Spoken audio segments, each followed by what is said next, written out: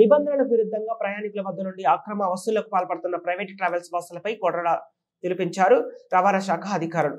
ప్రభుత్వ ఆదేశాలతో అంగనంపూడి టోల్గేట్ వద్ద రవాణా శాఖ అధికారి హరిప్రసాద్ ఆధ్వర్యంలో ఉదయం 4 నుండి అధికారులు 38 ప్రైవేట్ ట్రావెల్స్ బస్సులు పై మెరుపు దాడి చేశారు.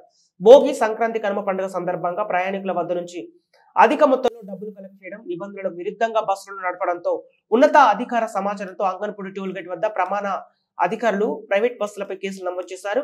38 ట్రావెల్స్ బస్సులపై కేసులు నమోదు చేసి 4,38,000 ఫైన్ కట్టించాడు. 3 రోజుల పాటు స్పెషల్ డ్రైవ్ కొనసాగుతుందని రవాణా శాఖ అధికారులు తెలిపారు.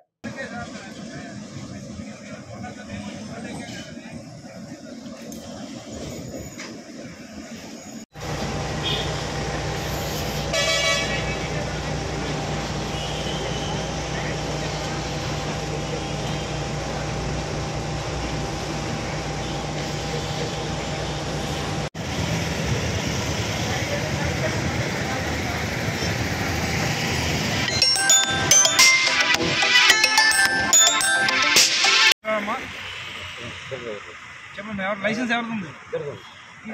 చెప్పు. ఏ సుబ్రహ్మణ్యం? బి.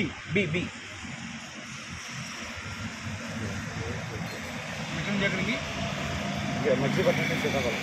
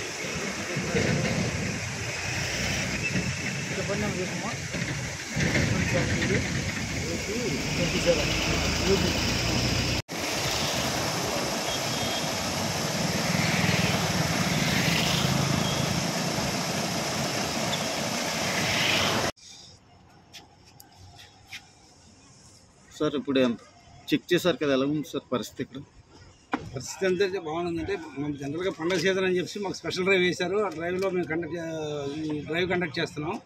సీటింగ్ అయితే అంతా బాగానే ఉన్నది. చిన్న పిల్లలు అయితే బాగా ఇబ్బంది పడుతున్నారు. చిన్నపిల్లలకి అయితే సీట్లు లేక ఇబ్బంది పడుతున్నారు.